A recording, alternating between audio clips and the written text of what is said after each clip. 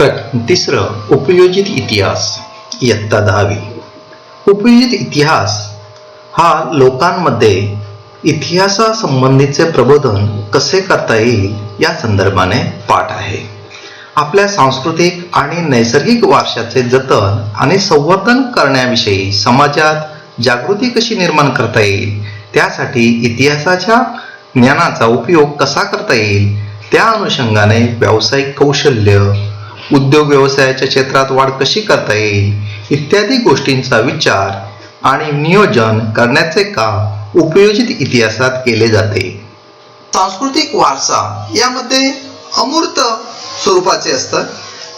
अमूर्त सांस्कृतिक वारसा म्हणतो आपण त्याला, ज्यामध्ये मौखिक परंपरा म्हणजे त्यामध्ये भाषा आल्या, पारंपरिक ज्ञान, एका पिढीकडून दुसऱ्या पिढीकडे दिलं जाणारे ज्ञान, त्याचप्रमाणे सण समारंभ, सामाजिक पद्धती, धार्मिक विधी, त्याचबरोबर कला सादरीकरणाच्या पद्धती, विशिष्ट पारंपरिक कौशल्य, मग ते वाद्य असेल, कारागिरी असेल, ही जी कौशल्य, आणि त्याचबरोबर परंपरा, पद्धती, कौशल्ये, त्याचबरोबर प्रतिनिधित्वानुसार जो समूह असतो, एखादा गट असतो, हा सर्व अमूर्त सांस्कृतिक आपला वारसा असतो. नैसर्गिक वारसा, निसर्गातील जैवविविधतेचा जो विचार या ठिकाणी केला जातो, यामध्ये नैसर्गिक वारसामध्ये प्राणी, वनस्पती सृष्टी, परिसंस्था आणि भूरचनात्मक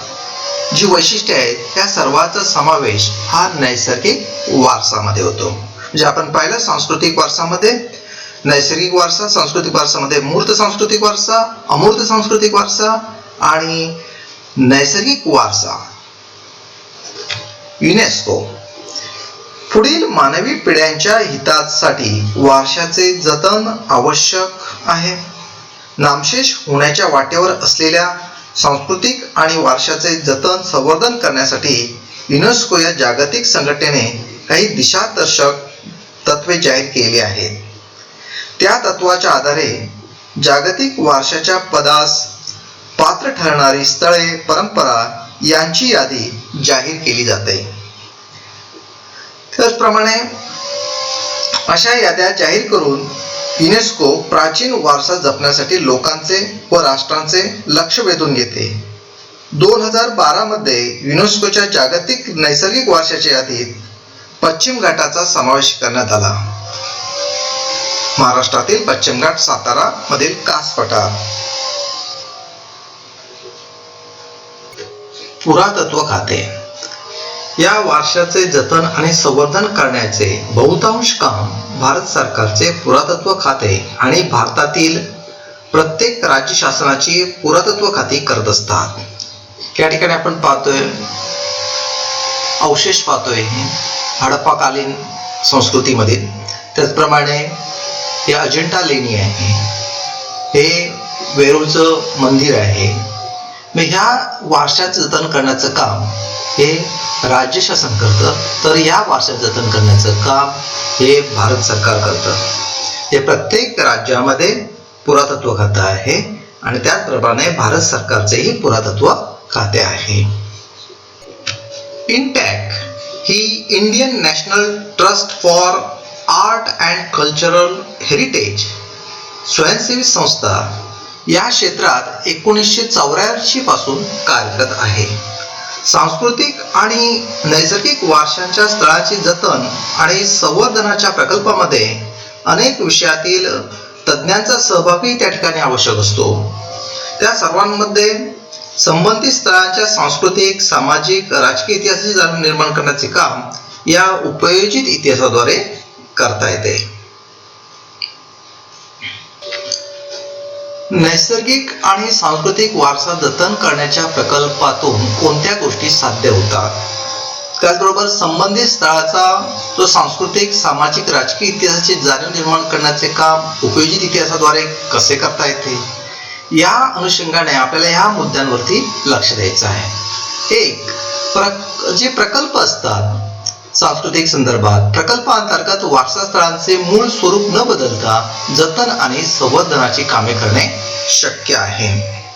म्हणजे प्रकल्पांतर्गत वारसास्थळ जो आहे तो आहे तसाच ठेवून त्यामध्ये कोणत्याही प्रकारचा बदल न करता संवर्धनाची कामे करणे प्रकल्पांतर्गत. दुसरं, स्थानिक समाजाची घडण आणि मानसिकता, त्यांच्यापुढे असणारी वर्तमानातील विविध आव्हाने, स्थानिक लोकांच्या अपेक्षा यांचा आढावा घेता येतो. 3. सांस्कृतिक वारसास्थळाचे जतन आणि संवर्धन करीत असताना स्थानिक लोकांच्या भावना दुखावल्या जाऊ नयेत यासाठी उपाययोजनांचे नियोजन करता येते. 4. नियोजित प्रकल्पाच्या कामात स्थानिक लोकांना सहभागी करून घेता येते. स्थानिक लोकांच्या परंपरागत कौशल्यांना प्रोत्साहन देऊ शकतील अशा उद्योग व्यवसायांना चालना मिळावी यासाठी योग्य नियोजन करणे शक्य होते. अभिलेखागार. या ठिकाणी अभिलेखागाराचं सर्वसाधारण चित्र या ठिकाणी दिसतं. कशा प्रकारे त्याची मांडणी असते. या अभिलेखागारामध्ये कोणत्या प्रकारे दप्तरं ठेवली जातात, ज्यामध्ये महत्वाची जुनी कागदपत्रे असतात, दप्तरे असतात, जुने चित्रपट असतात. भारताचे राष्ट्रीय अभिलेखागार दिल्ली आहे, तर प्रत्येक राज्याचे स्वतंत्र अभिलेखागार असते. तर या ठिकाणी आपण पाहतोय अभिलेखागार पुणे येथील महाराष्ट्र राज्यामधील नॅशनल फिल्म आर्काइव्ह याची स्थापना 1964 साली झाली. भारत सरकारच्या माहिती आणि प्रसारण खात्याचा माध्यम विभाग म्हणून याची स्थापना झाली. याचा उद्देश कोणता होता तर एक भविष्यातील पिढ्यांसाठी दुर्मिळ भारतीय चित्रपटांचा शोध घेणे व जतन करणे. 2. चित्रपटांशी संबंधित वर्गीकरण करणे, त्यांच्या नोंदी तयार करणे. 3. चित्रपट संस्कृतीच्या प्रसाराचे केंद्र प्रस्थापित करणे. उपयोजित इतिहासाच्या क्षेत्रातील विविध प्रकल्पांमुळे व्यवसायाच्या संधी उपलब्ध होतात. 1. पुरातत्व, कायदेतज्ञ, सचिव, व्यवस्थापक, संचालक, ग्रंथपाल अशा ज्या काही अधिकार पदाच्या संधी आपल्याला उपलब्ध असतात. 2. इतिहासकार, समाजशास्त्रज्ञ, अभ्यासक, संशोधक, स्थापत्य विशारद, तज्ञ असे लोकही आवश्यक असतात. रंगकर्मी, छायाचित्रकार, वास्तुरक्षक, प्रयोगशाळा सहाय्यक, छायाचित्रण तज्ञ असे तंत्रकर्मींचीही गरज असते.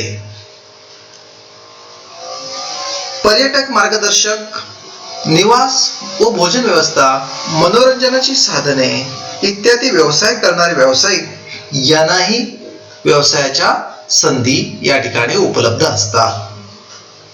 सांस्कृतिक वारसास्थळांच्या यादीतील महाराष्ट्रातील ठिकाणे: अजिंठा लेणी, वेरूळची लेणी मंदिर आहे वेरूळचं, त्याचप्रमाणे कैलास मंदिर, घारापुरीची लेणी, छत्रपती शिवाजी महाराज टर्मिनस मुंबई, आणि या यादीमध्ये नसलेले जे रायगड किल्ला, देवगिरी किल्ला, त्यानंतर जंजिरा किल्ला, सिंधुदुर्ग किल्ला, हे गड किल्ले व जलकिल्ले यांचाही समावेश होतो.